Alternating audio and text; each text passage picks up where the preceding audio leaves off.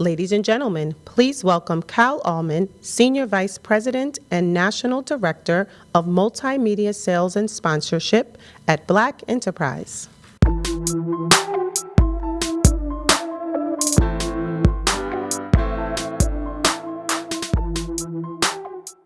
mean, quite honestly, what you should be doing is saying you want to do the same thing you were saying about hey, what about doing something like on your father or doing something like that Hello, there we go. Hey, I'm pleased to join you once again and because I'm given this opportunity to come before you, it allows me to tell you about the many sponsors who help make this summit possible. So I'd like to just take a few minutes to salute our partners that believe in the brand and, more importantly, believe in you. Starting with our title sponsor of the summit, FedEx, also a significant partner of the Women of Power Summit and our Entrepreneur Summit. Hosted Wednesday's Excel Awards dinner and kicked things off with our Fireside chat Thursday morning. Thank you, Shannon, Don, Chris, and the FedEx team for your continued partnership. To our presenting sponsors and all new partners, Fidelity, host of Wednesday's Welcome Reception, and yesterday's Financial Wellness and Wealth Building in the Post-COVID Economy session. Gilead, host of today's Health is Wealth, How to Live Longer and Make More Money session, and host of the Top Golf outing this afternoon. And again, I hope all you guys could practice your swing downstairs and then be ready for Top Golf. Manulife John Hancock, that is, host of the XL registration bag and this evening's comedy night, Brothers Got Jokes, that is gonna absolutely blow your mind and you don't wanna miss it. I'd like to say, I want to say about tonight, we're excited about tonight's comedy show, and we know comedy is just a way of relaxing and releasing. So we'd like to have each of you, if possible, if you want, you can invite a guest, if you will, somebody that's not necessarily registered and party event, but you can actually have someone come along. Brothers, I said one. I didn't say crew. I didn't say your boys. I didn't say your line brothers. I didn't say your group, your wedding party. I said one. So let's just make sure we do that. Now later, host of yesterday's Who's Got Your Back, leveraging the power of sponsorship session. Prudential, host of yesterday's To Be Black, Male, and Excellent, pushing forward and raising the bar session. And now to our platinum sponsors, Ally, host of today's Luncheon and Fireside Chat, managing DEI, how to excel as a leader in diverse teams. New partner, American Airlines. JP Morgan Chase, host of the Executive Leadership One-on-One Coachings, which I hope you've taken a part of. And another new partner, AARP. To our returning corporate partners, Accenture, AT&T, Dell Technologies, United Health Group, and Walmart, who will actually be a part of the barbershop conversation later today. Thanks also to our new corporate partner, Bank of America. I want to give a special recognition to the registration partners, Equitable. Please give a tremendous round of applause to each and every sponsor who partnered during this BMX event.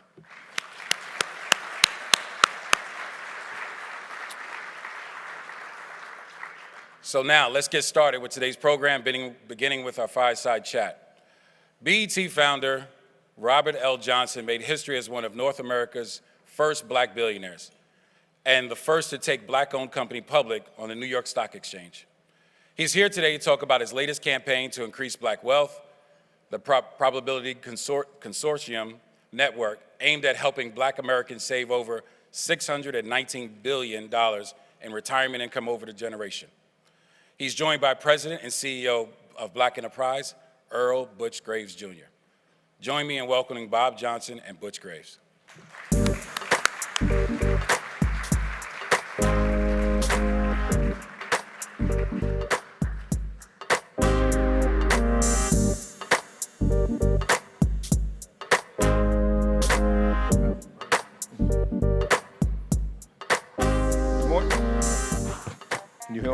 Good morning, everybody. Good morning, everybody. Good morning. Here we go. Well, I'm delighted to be able to have my good friend Bob Johnson join us this morning, and I appreciate everyone getting up early to participate in this. Bob, we have a lot of things that I'd like to focus on, as you guys know a lot about Bob, but I'm going to give him an opportunity to talk a little bit about, I know the story. Not everyone else knows the story in regards to BET, so I'm going to give you an opportunity to talk about that I know you hate to keep going back to history, but I got to give them some history before we get back into what we're working on now. But we are delighted to have truly one of the real icons and lions of black business here with us this morning in Bob. So I want to give Bob another round of applause for joining us.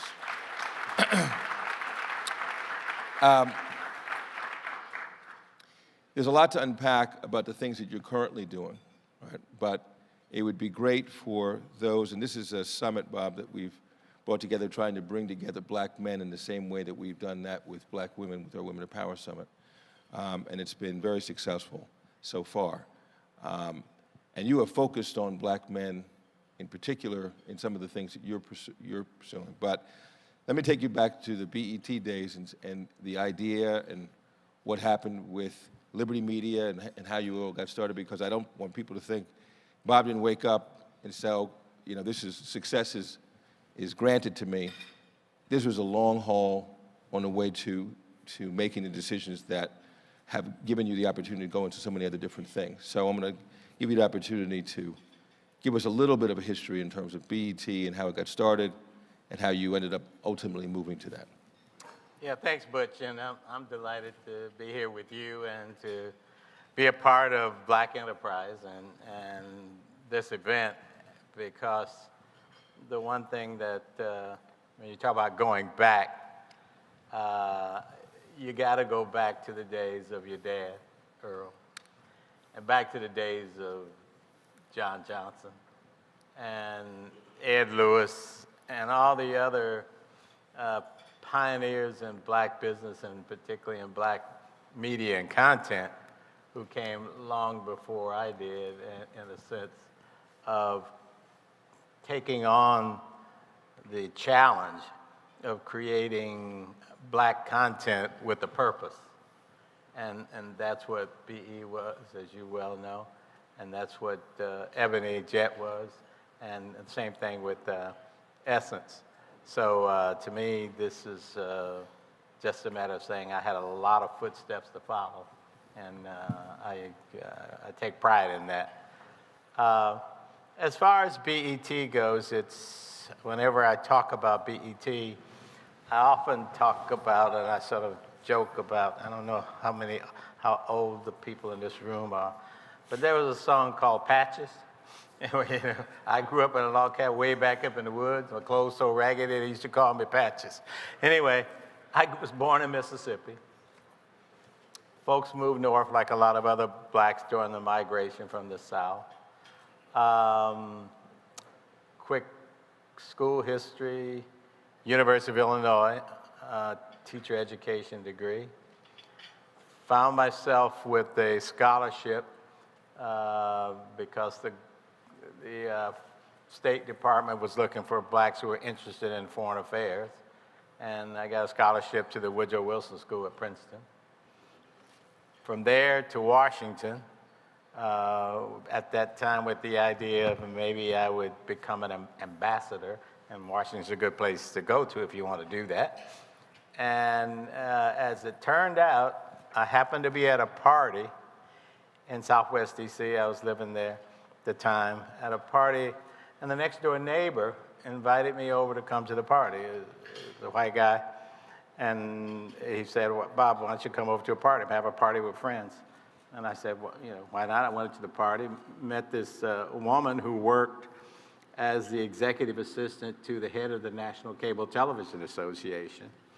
And she said to me, at that time I was working as a press secretary to the local delegate from DC, Walter Fauntroy.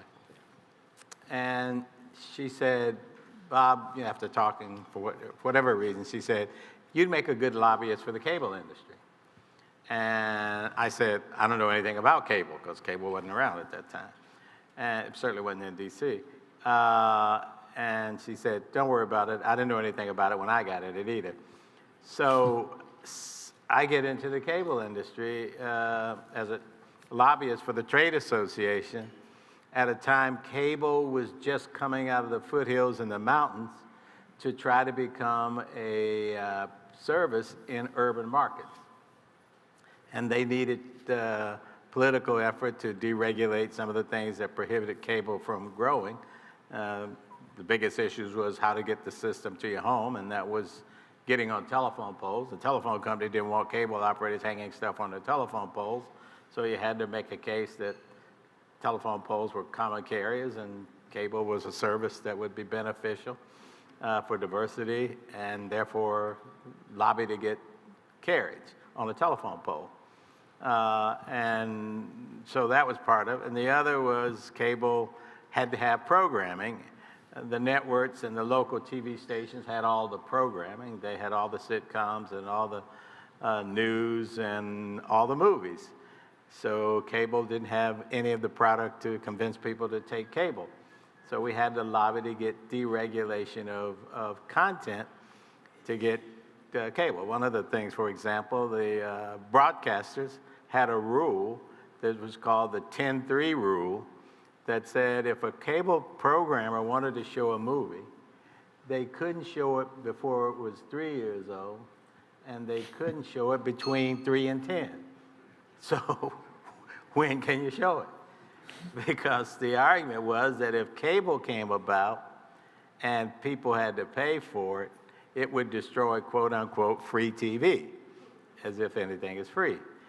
But their theory was it was free, but you know the theory was advertisers paid for it and advertisers sold stuff to people.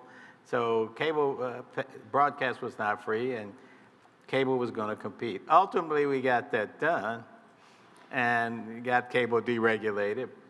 And as a result of that, I got to know all of the major players in starting cable, and the one that I admire most and is a part of the story of BET, it was a guy named John Malone.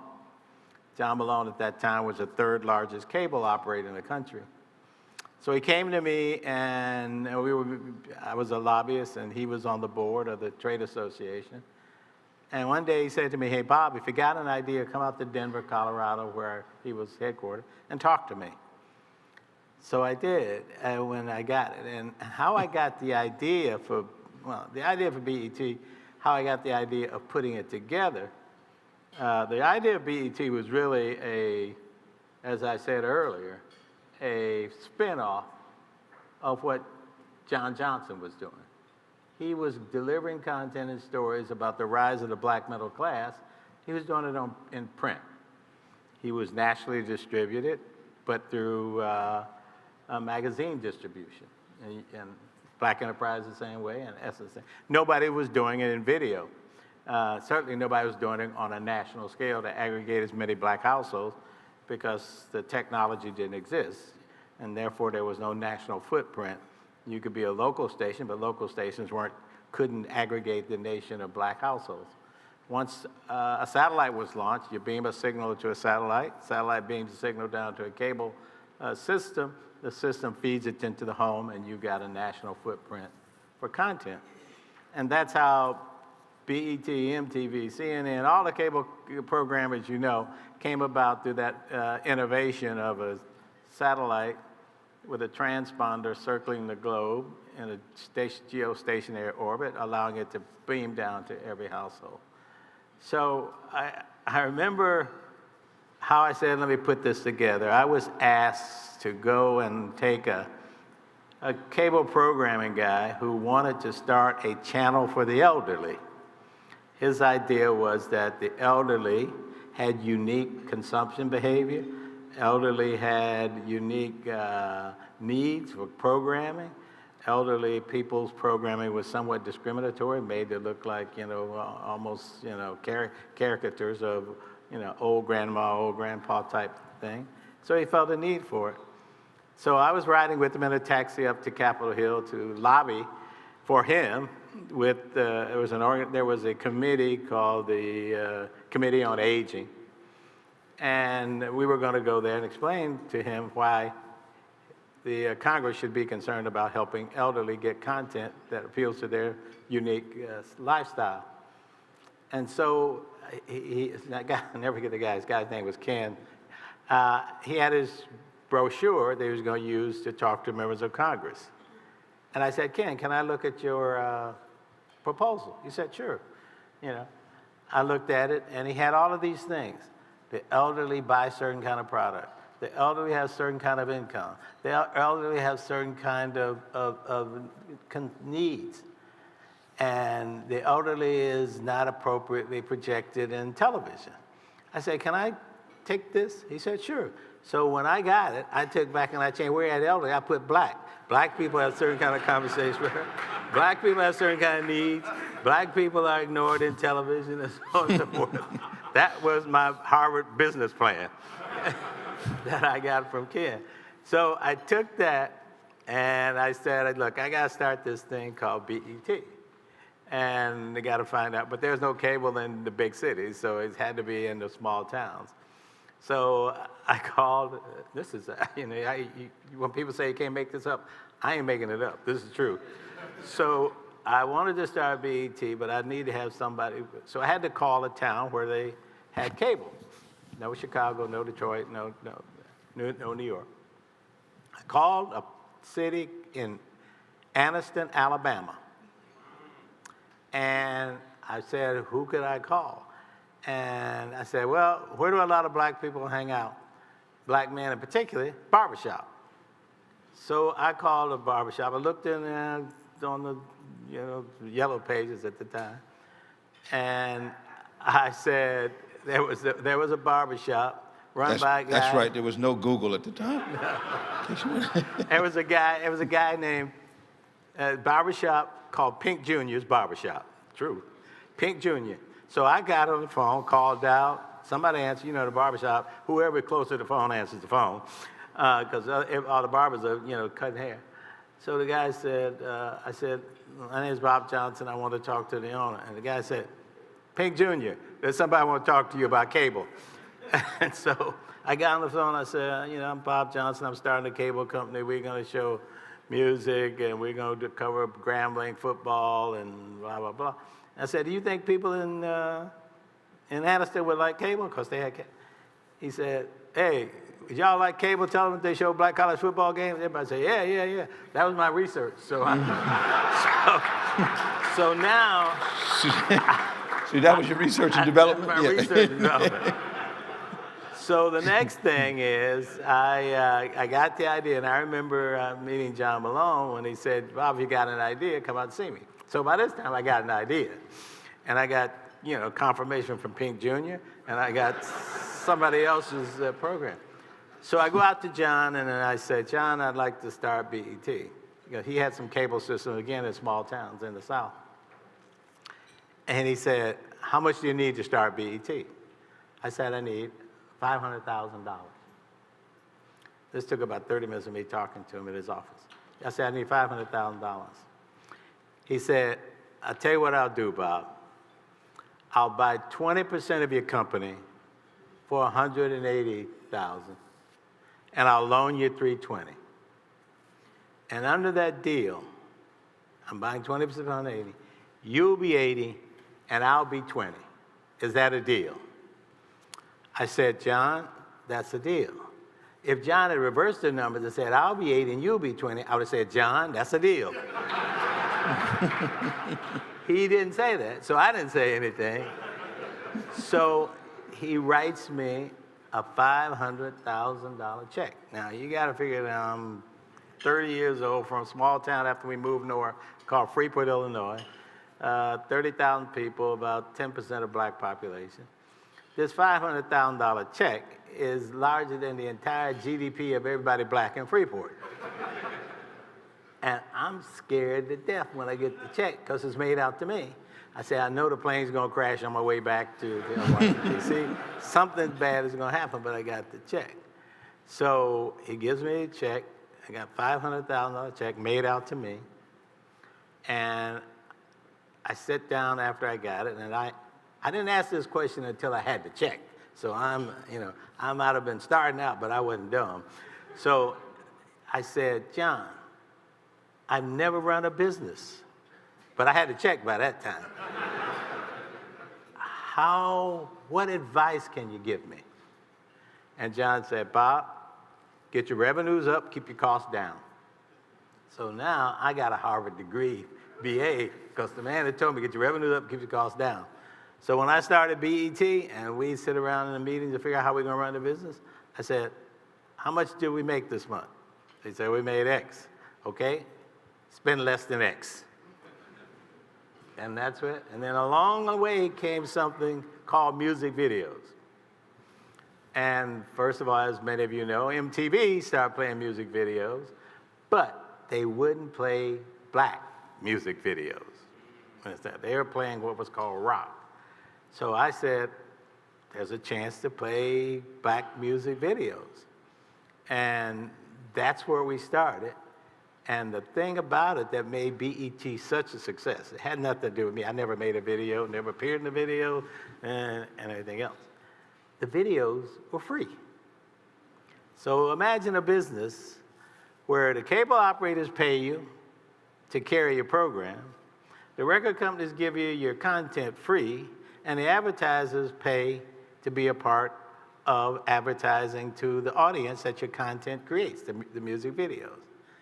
Now, you gotta be really slow to lose money where you're getting people paying you twice and your music is free. and that was BET.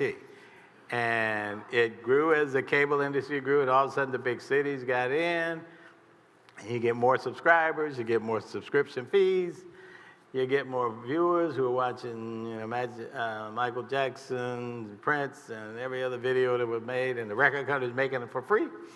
And a typical video started getting started, $50,000. Pretty soon, Michael Jackson's making a video costs $1 million. That's pretty good programming, and particularly if it's free. So under that basis, BET kept growing.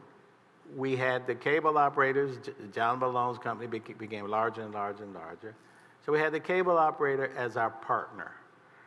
And what we found out is, and it exists today, and we can talk about it later, is that if you are a black first in a business that depends on white business to sort of provide for your revenue stream because you're reaching black audience that they want to reach to sell them something for the most part.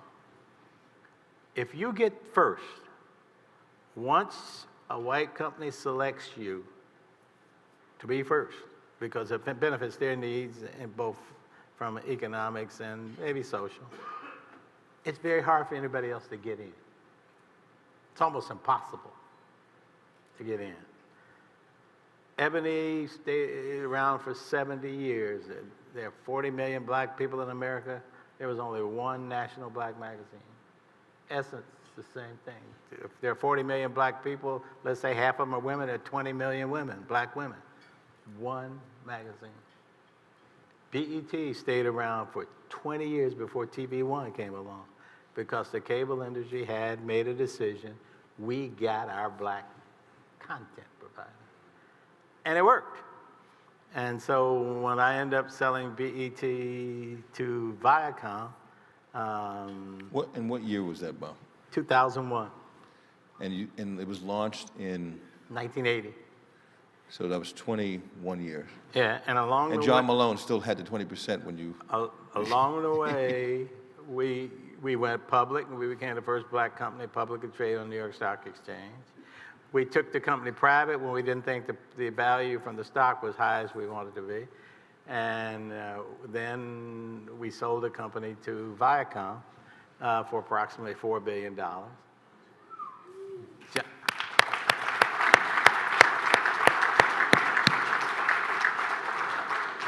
John Malone, who's a friend of mine to this day and still is and always will be, John's 180, remember the 320 was debt, so the debt got paid back. When we sold the Viacom, he never sold a share the whole time he was chairman of the board and the owner, shareholder.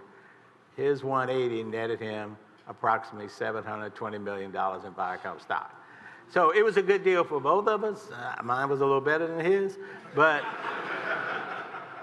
he was a guy who believed in entrepreneurship, believed in the free market economy, and believed in supporting innovators. And that's sort of the BET story of how we got there. Fascinating story that I wanted you all to share with.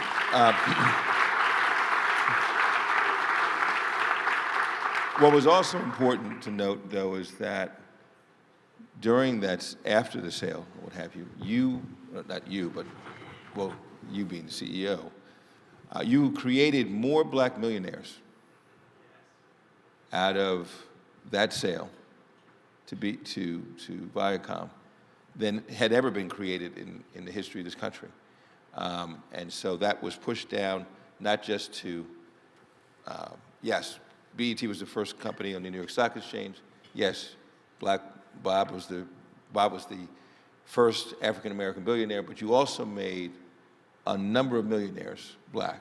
Yeah. And that should not be, I don't want that to be missed by the audience as a whole. And that happened because we did something that most Black companies didn't do. We turned from a company that was closely held by basically me and John Malone for all practical purposes, and some other investors. But when we took it public, we created stock capital, equity, and that allowed the people who work with me to share in the ownership as equity holders in the stock. So when the company went public, they were given shares. And when the company was sold, those shares turned into Viacom stock. And so the idea was everybody started at the bottom and everybody rode the elevator up. Now, the flip side of that is if the elevator had never gone up, they all would have been at the bottom. And so to me, that's what capitalism about. That is what, as a founder, you bring your people in and give them a significant piece of the opportunity so that they feel that you have a commitment to their success as much as you have a commitment to your own success. And essentially, I got that motivation from what John Malone did. Had John Malone flipped the script and said, I'm 80 and you 20 and be happy about it, I would have been as happy as I could be. But he didn't, he said. And one day I asked him, I'll never forget, I asked him, I said, John, you put equity in, and we didn't go profitable right away. It took about 4 years. And I said, you put in debt when we needed it, stopgap financing to keep us growing. I said, you could have put it in as equity and taken greater control of the company, greater shares of the company. And I'll never forget what he said. He said, Bob, I always believed you'd work harder for yourself than you would for me. And that philosophy, I sort of adopted for the people who work with me. So whenever we have a company, we create ownership immediately for a certain level of executives so that they're in. And so that's how you get to people being a millionaire, because they ride it. If the elevator goes up, they go up with you. So when BET was sold, you're right. People walked away. Some walked away, depending on where they were. Some walked away with $30 million. Some walked away with $5 million, some $10 million. And to me, it was something that I was really proud of, because obviously I couldn't have done BET just by myself. There's no way you can do that. I don't believe in that approach. That I believe in that the saying is kind of doesn't relate to business, but it applies. It takes a village. It just takes a good team of executives to make it work. So in 2001, you sold BET. At that point, you were a billionaire, and still a young man, if you will. Always will be. In skating, yes. But you did something that was interesting, is that, a lot of people would say, listen, I've done my thing. Now it's time for me to go clip coupons and play golf and be away. But instead, you literally became actually more active in entrepreneurship, in my view. You're one of the few companies ever, or few people ever, who actually had 3 companies on our BE 100s post-BET. So talk about what you did in getting into these additional businesses, because now you've been exposed to a bunch of different things. You've met all kinds of different people. And whether it's RLJ Properties or it's the automotive business, you've done a number of different entrepreneurial ventures where most people would just say, you know what, I've done very, very well for myself and taking care of people.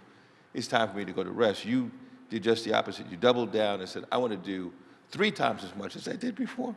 Well, interesting, you guys put me on the cover of BE when I was doing all of that, and it was under the title, I'll never forget, in fact, it's hanging in my office.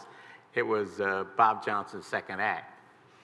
And I always, when I looked at what I had accomplished with the BET, you get a lot of visibility as a brand. And if you're black and you get visibility as a brand, you find yourself into what I call the majority business deal flow. In other words, white folks know who you are. And because they know who you are, and you got credibility. And so you do business with John Malone, and everybody knows John Malone is a major business mogul. That's a stamp of approval, because why would a guy do business with you if you weren't, so had credibility? You go public, and they say, this guy plays it by the same rules. He's governed by the Securities Exchange Commission. He's got to deliver a quarterly report. I can see any document and tell how much, what the market cap of his business. I can tell whether his business is growing in revenue or shrinking in revenue. So then you get another credibility stamp. And all of a sudden, because you get that, opportunities start coming your way. And if you look at any black person who is successful, I can point to you, in my case it's John Malone, I can point to you a white strategic partner, I'll call them. You can call them mentors, but in those cases it's strategic partners who add value to that person because there's something about them that they believe in and they're willing to support. The problem is, the challenge is, it doesn't get spread around to a lot of other black people. And that's the challenge. So I can point out to, there would be no, Michael Jordan's a hell of a basketball player, a good friend of mine, but I'm gonna tell you, without Phil Knight, I don't know how long it would take him to bring Jordan shoes and that Nike combination. The same way with, if you look at Oprah Winfrey. Oprah Winfrey's a great talent, but when Oprah was, in fact, she was in Baltimore first, then she moved to Chicago. Had there not been the syndicated distributors, King World, and King World took Oprah's show and put it on local TV stations around the country, she never would have gotten to that level of where she is. And you can go through that in business and other things. And that's a good thing. The problem is, once the circle of blacks who are what I call plucked out, they stop. They don't do a Bob Johnson 2 or a Michael Jordan 2 or an Oprah Winfrey 2. They just say, we've got who we want. And that's the problem. And because if you don't get known and get in what I call the deal flow, it causes you to want to, you know, yeah, I'll play golf, because you don't know what to do. You get money. What are you going to do with the money? You don't want to stick it in the bank. You don't want to put it on a mattress. So you got to do something with it. I just happen to be fortunate, you know, I took the company public. I got on boards of directors. So get on a board of director, and you find yourself on the board of directors of Hilton Hotel, because they knew I had a background as a publicly traded company executive. Next thing I know, I talked to the CEO of Hilton, and he says, Bob, we got hotels. We don't consider it core to our business. How'd you like to buy those hotels and run them and own them? And I said, well, I don't know anything about, I know something about hotels as a business. I don't know about the heads in the bed part. And he said, as an African-American guy who's a senior exec here, you and he should partner and come together. We did. This guy named Tom Baltimore, brilliant guy. We went out, and the next thing you know, we bought 6 hotels from Hilton. And overnight, buying those 6 hotels, 6 Homewood Suite hotels, overnight, we were the largest black-owned hotel company in the country. In fact, had we bought one, we would have been the largest. and so you go to that way. So then you move from that, you go to automobile dealership business. Good friend of mine, I met Bill Clinton when he was running and he was president. His chief of staff, a guy named Mac McClarity, his family had been in the car business a couple of generations, came to me and said, Bob, we know how to run car dealerships. You have capital. How about we form a minority-owned car dealership? Because if you do that, the manufacturers of car dealerships give you what they call open points. And the guys in the car business here know what an open point is. Open point is you don't have to buy the dealership. We'll give you the territory. You got to build a store, and therefore you aren't paying a high price for it. You're just paying the cost of building the facility. So Mac and I joined together, and we grew the business, my capital, his expertise, and the next thing you know, we're the largest black-owned automobile dealer in the country with over 35 dealerships, over $2 billion in sales, and probably that. And you go from that, you go to private equity. I'm on the board. Again, all of this is you get into that deal flow. I'm on the board of Johns Hopkins here in Baltimore, and I meet David Rubenstein, Carlyle Group, huge private equity fund. And we start a private equity fund. So we go so that progression of every business we get in, and then for some reason I had my eyes set on owning a basketball team, because by that time I was sort of like saying, hey, just being first helps you. So let's just be first in everything else. So I said, I'm going to buy a basketball team, and I had the capital.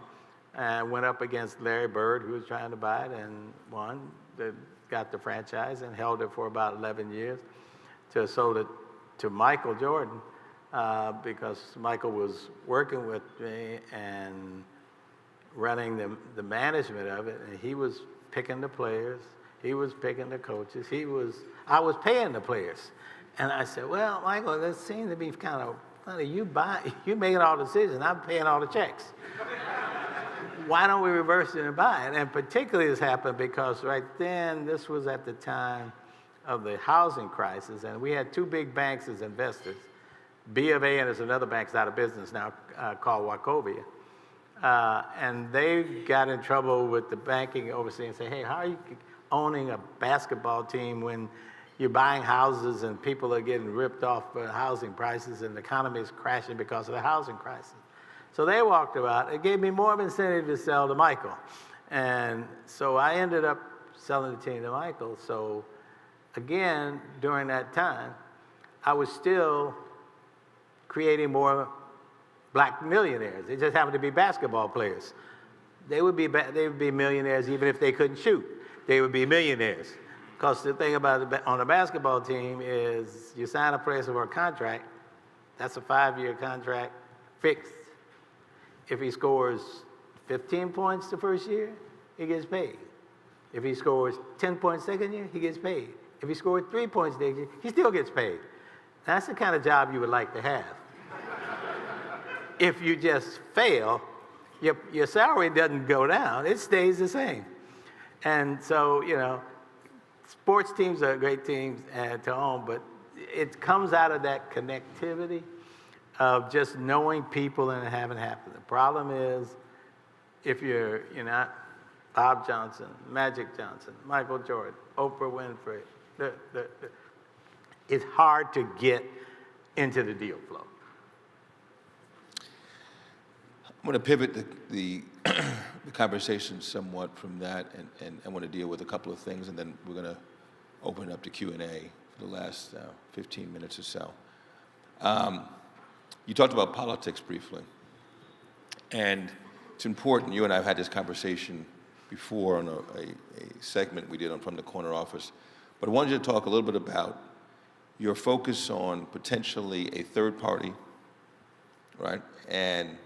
And why it's important that, and especially as we approach now 2022, and we look at the options and choices that we have, both in the Republican Party and the Democratic Party, neither of which seems to be addressing the issues directly or making it a priority, the issues for African Americans. We'd love to get your It's always been my belief that Black Americans have tremendous underutilized power. And I say it's underutilized power, and it wasn't my ideology about why we have underutilized power. It started with the formation of the Congressional Black Caucus.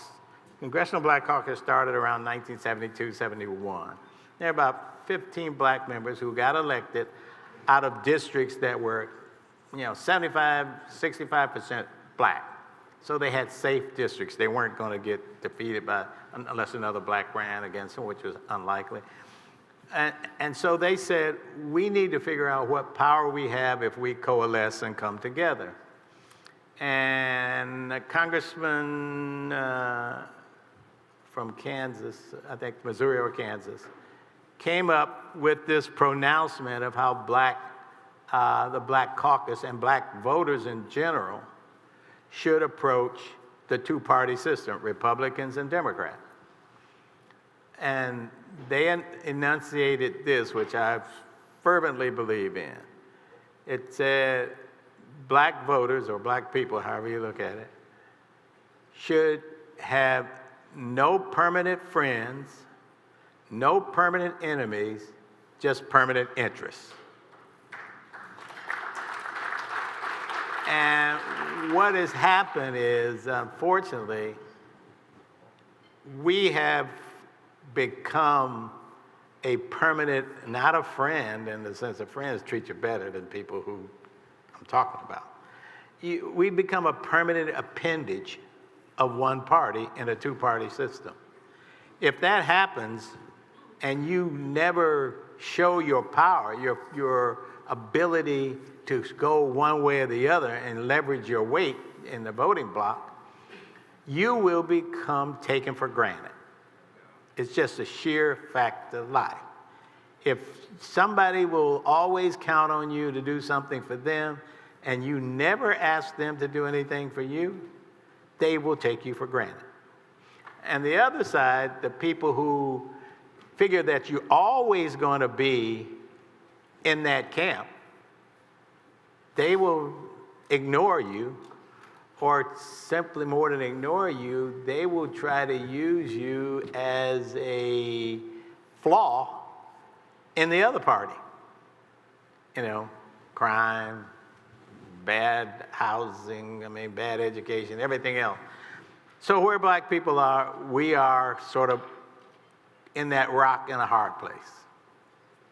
And so I think that politically, if we were to look at ourselves as an independent entity with the ability to go this way or that way depending on our permanent interests, I think we'd have a heck of a lot more influence on things in the best interests of our people than we do now, because the one party doesn't ever expect us to vote from that party and become independent. If you take 60 members of the Congressional Black Caucus in a Congress in the United States that's maybe 5, 6 votes, giving it the majority, 60 votes. And if you imagine a parliamentary system like they have in England or they have in Israel or they have in Germany, where if you had a parliamentary system that the one group can shift its vote and then change the whole election of who's going to be the head of it. 60 votes of the Congressional Black Caucus as a voting bloc would control the Democrats. They couldn't pass a thing. They could negotiate with the Republicans for things the Republicans want to pass. And they just swing this way or that way. Because this country is hugely divided, toxically but divided. And because of that, the two parties will never get together, Republicans and Democrats, as ever going to do something in the best interest of the country. Well, since they're not going to do it in the best interest of the country, then why don't we do it ourselves and become the controlling? We got 50, 60 million black people. We got safe seats You know, who's going to run against Jim Clyburn and beat him? Nobody. You know, so when you look at or Greg Meek, you know, who's going to run against him? No one. And so you got a safe seat. If you got a safe seat, take that power and use it to change the nature of the two-party system. You don't have to you don't have to create a second party. You just have to create a third voting bloc. And that's the way I think I see it. So you don't...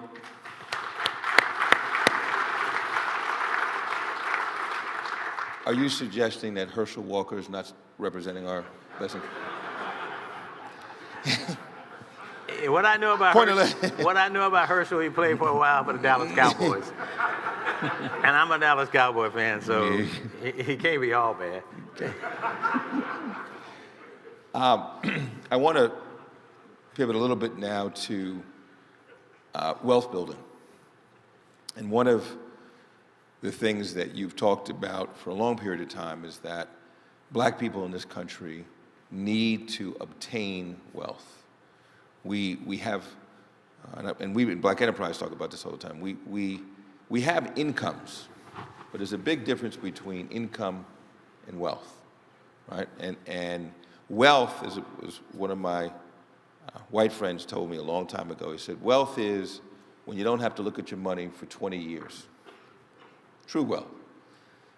Black folks, most black folks I know need to look at their money every 20 minutes or so.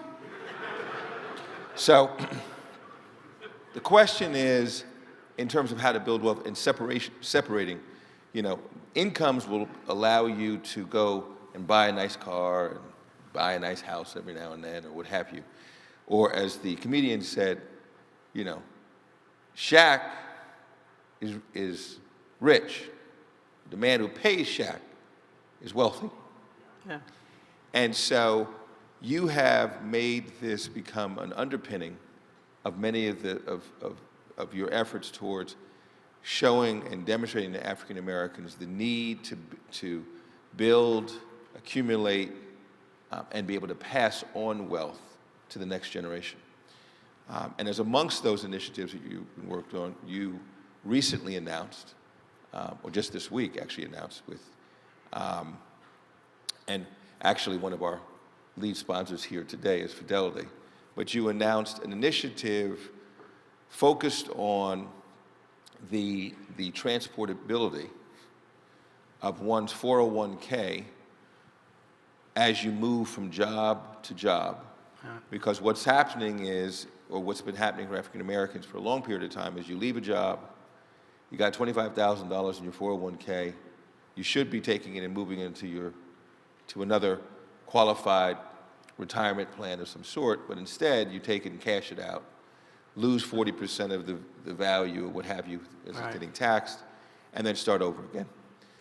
So if you would, tell us about this new initiative that you're undertaking, the importance of it, and how it's going to help for Black Americans, African Americans, to build wealth in this country. Yeah, I think I'll go back just to reference what I just said earlier about politics. You got to remember, we all have to remember, this is a regulated capitalistic country. And it's regulated and governed by political power. And the only way you get wealthy in this country is you recognize the power of politics to direct wealth. White people are wealthier than we are, not because they're smarter, not because they're more energetic, not because they're more innovative, not because they're more moral or anything. They're wealthy because they understand the nature of this U.S. economy is a politically governed free market economy. You change the politics, you change the flow of wealth. It is not unusual to say, why don't we own big banks? Well, for most of your life, for most of a generation here, you were slaves, you couldn't read, so you couldn't figure out how to run a bank. And they didn't let you read, and if you didn't read, you're not going to get a banking license. Same way with radio and television. We don't own most of the radio and TV properties. You can go down, on most of the railroads, airlines. All of these things came about because someone passed a law. To the railroads, you got land running this way. It's public land, but we're going to give it to you, and you make money. Somebody says, we're going to give you a radio station that comes out over the airways. The airways belong to the public, but they're going to give it to CBS, NBC, ABC, and so on. And the politics decided who would get the license. It's called the FCC. You show up, they say you meet the test, you got a license. And I can go on and on and on. The root cause of the disparity in wealth finds its beginning in political power. And that's what I talked about earlier. Without that, you're not going to get it. This country has decided politically that the best way to solve the climate problem is to do windmills and solar panels. You know any black people who got windmills and solar panels? But they're giving it. You know any black people named Elon Musk who make electric cars?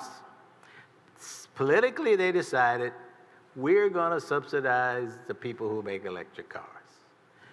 You know the question of home ownership, which is the most important asset that most people own, black or white? Do you know that the government decided that if you own a home, the government will help you subsidize it by deducting your interest payment on your mortgage? But if you don't have enough money to buy a home, you can't get a deduction on your apartment building. So you got an apartment building, and you're paying a landlord, you get taxed on your income to pay that landlord. You are, in effect, everybody here who does not own a house is subsidizing people who own a house. And that's a political decision. Nobody woke, the guys who make loans didn't wake up and say, hey, we don't want to give a deduction to people who got an apartment. You're paying rent. So what's the difference between a mortgage and rent is that the government says we think owning a home is a great thing. Well, that's great if you got money to put a down payment and own a home. But they say if you can't own a home, we're going to say own an apartment for your family and keep them, housed. It's not a good thing. And therefore, black people who don't have the money to pay for a down payment of a house subsidize white folks who do. The greatest wealth transfer besides slavery, because slavery was definitely a wealth transfer. If you take what you pay somebody to mow your lawn, take care of your kids, cook your food, you're paying them something. Slaves did it for free. They were sort of like me with music videos. We just got it free. And you see how much money you can make if you get free stuff. So the point is that that's a political decision to say we're not going to allow a deductibility on an apartment. And so we're going to get there. What I did, just what I announced recently, was something that I'm probably even more proud of than BET. BET fulfilled the need for people who wanted to be entertained. Didn't put money in their pockets. They bought stuff that was advertised, and they enjoyed it. And there's nothing wrong with that. And anybody who sells consumer goods and they got a business, that's great. What we did, what Butch was talking about, black Americans cash out of their 401k account at a rate of about 65%. White Americans cash out at about 35%. When you cash out of your 401k account, you get a tax, you get a penalty, and you lose the compounding of that 401k for your retirement. So after 12 years of labor and money I put into it, I finally convinced Fidelity, Vanguard, and Alight Solution, three of the largest record keepers in the country, managing 401ks for about 40% of the workforce through corporations, to create a company called Portability Services Network. The sole purpose is to promote promote the end to cash out among black Americans by making it possible for them to know that their 401k will always follow them wherever they change jobs.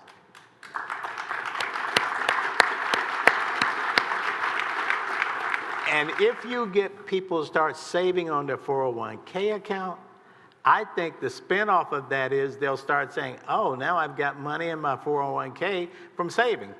The understanding of that will also impact their behavior on savings and buying stocks or bonds or just financial management.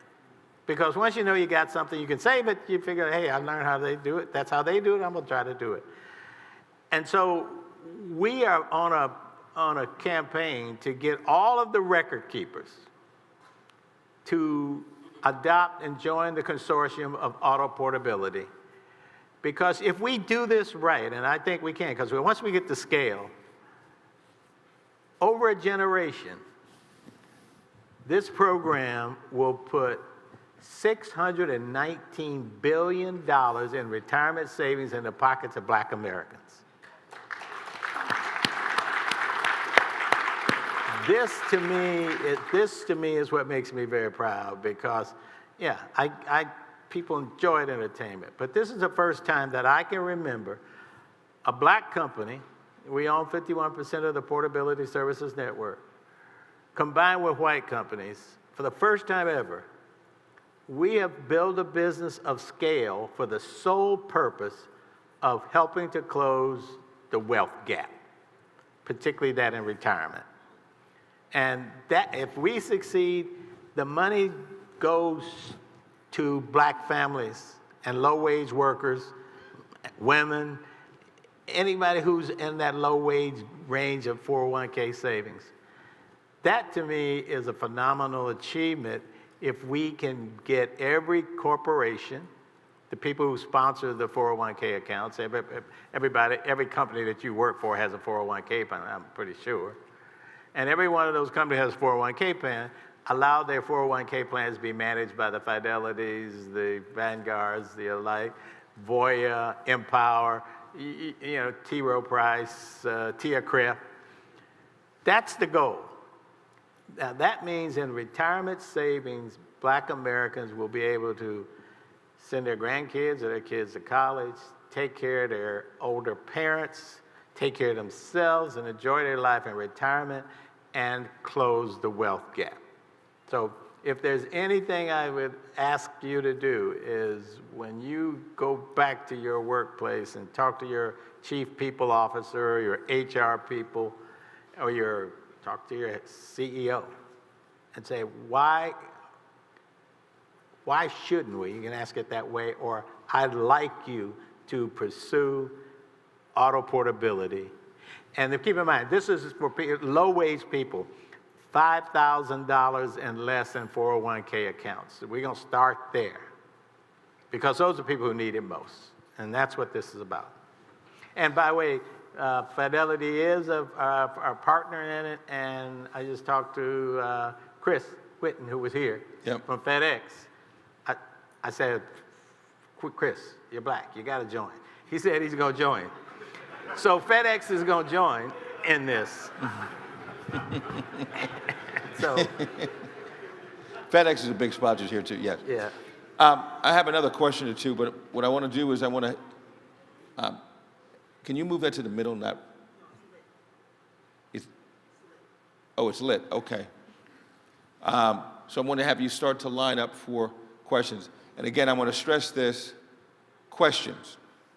All right, I don't want a statement, just your name and what your question is, and we'll get back to you, okay? I guess Butch would say he know y'all. Okay. Last thing, and you've touched on it a few different times. You were talking about slavery, and that was one of the things that it was free. You know, it was a wealth transfer. Oh yeah. Right. And one of the things that we talked about previously was you said, well, and you were fighting for this. You said, we need to get reparations for African Americans in this country for the wealth transfer and the free labor that took place for a long period of time. Touch on that a little bit. And I want you to do two things. One is, say the company's name again on the Portability. Portability Services Network, PSN. Okay. All right, PSN, Portability Services Network. And I'm assuming they can find out all of that information. Yeah, all you got to do is go to the Yellow Pages. Yeah, and go to the you'll Yellow Pages. be able to find it. Right. No, I tell you, this is a form of reparations. This is for, because this is a utility-like service, so we're not charging a whole lot of money to do this. Fidelity and Vanguard and the like, they all said, look, we're not charging money. We're making a technical innovation of how you move from Lowe's to Depot, the technology, really electronic records transfer, move your account wherever you go when you go to Lowe's, because Fidelity has Lowe's, Vanguard has Depot. They just talk to each other, and your 401k stays with you. So, yeah, it's a form of reparations, except that Questions, folks? this is happening. Reparations. Just your name and the question. I will cut you off. Dr. Myrtle P. Alexander, my question is, you mentioned that as an organization you would need a white person to be a lead spokesperson for the company. We're an institute that's launching academies across the country. Who would you recommend to be a spokesperson for for the modification of education for inner city youth across America?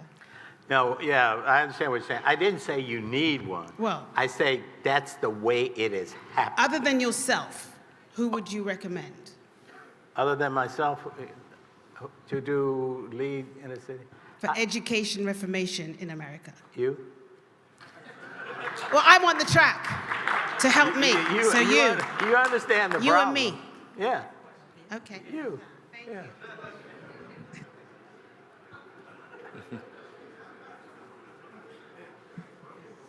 Good morning, Anthony, Brett, Mr. Johnson, real quick. When you're in private with Congressional Black Caucus members and you tell them, when you explain to them about politics and how it works and what you explain to us, what do they tell you? They tell me that the Democrats are doing more for black people than the Republicans will ever do. And then that's the end of the argument. I'm not saying anything out of school because I'm not afraid to say anything because I'm not worried about them doing other things but asking me for money to help them. But when you get that badge and you are there that says you're a congressman and everybody looks at you a congressman and nobody is going to force you out or challenge you, your constituents, and the Democratic Party will underwrite your campaign, why would you want to leave that? You just stay there. And that, to me, is the issue. And until somebody puts some pressure on them, they're going to be like that. It's just the way they're sold into the Democratic Party. I'm not saying they got to go to Republicans. I'm just saying scare the hell out of the Democratic Party by saying they're going to the Republicans. Good morning. My name is William. I'm from Black Men Network, Intelligence Working Together. I want to know, based on what you're saying about strategic partnerships, are you willing to sit down with us so that you can share your knowledge so that we can build an organization bigger than yours? Yeah. I talk to a lot of people. You'd be surprised how much people ask me to do what you just asked me to do. And I don't talk to everybody, but I talk to a lot of people. But if you've got a question or if I can give you some guidance on something, I'll be more than glad to. I got my card right here. No. But you can find me. Right afterwards. Afterwards, we'll do it. Good morning, Tony Parham. Good morning, Tony Parham. Quick question. Thanks for sharing the highlights of your story as a serial entrepreneur, very inspirational. It is often the case that we learn more from failure, particularly entrepreneurs fail fast and pivot, et cetera. Are there one or two examples of failures or something you learned along the way that would be instrumental to the entrepreneurs and intrapreneurs in our audience?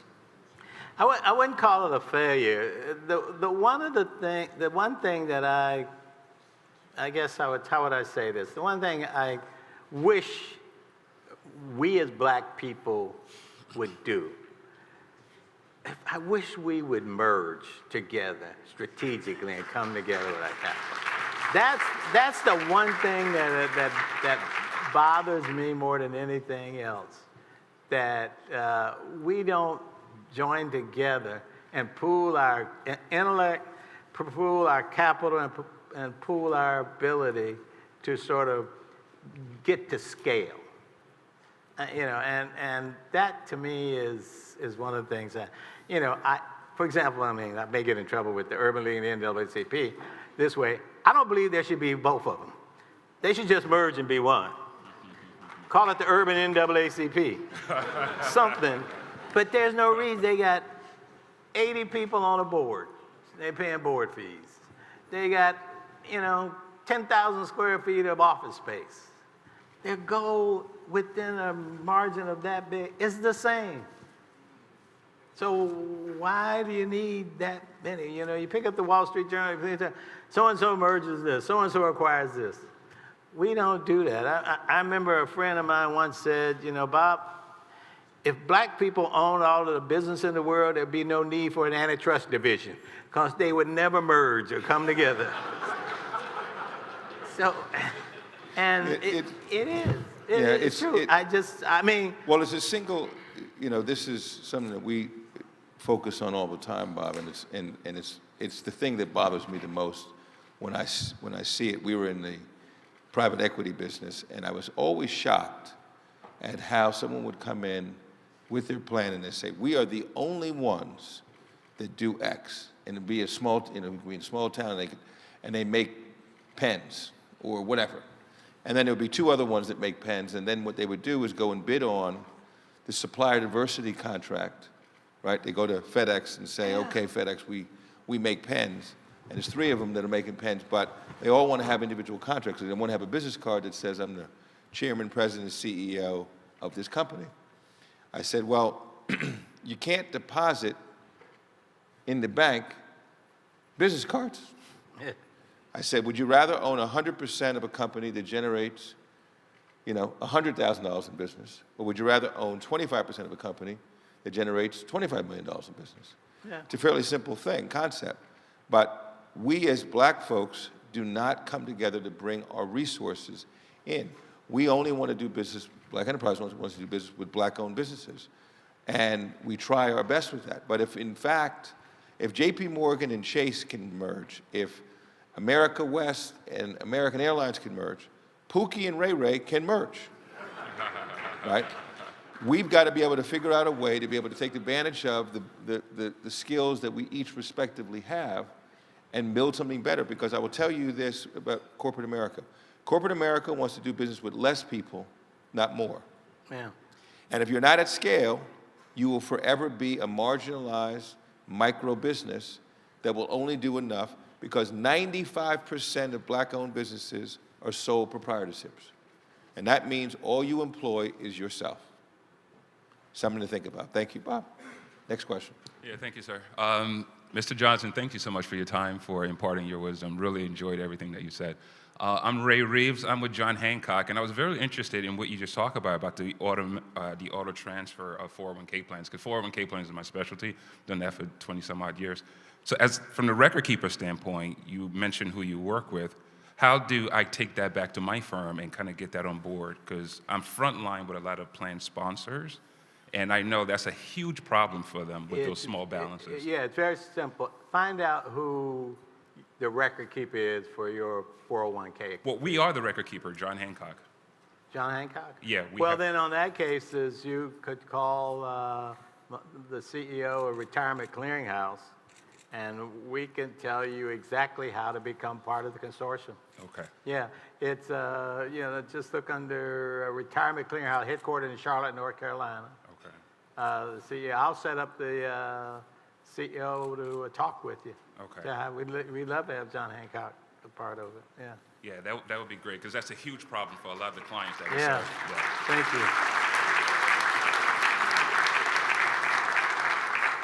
you. We could chat for another hour, Bob. Unfortunately, we don't have another hour. But this has been a really, really riveting conversation, an important conversation from one of America's best business leaders, period. I didn't say one of America's best black business leaders, one of America's best business leaders, period. I want all of you all to please give Bob Johnson a round of applause for his time here with us today. Thank you very much. Thank you very much. you. Appreciate that.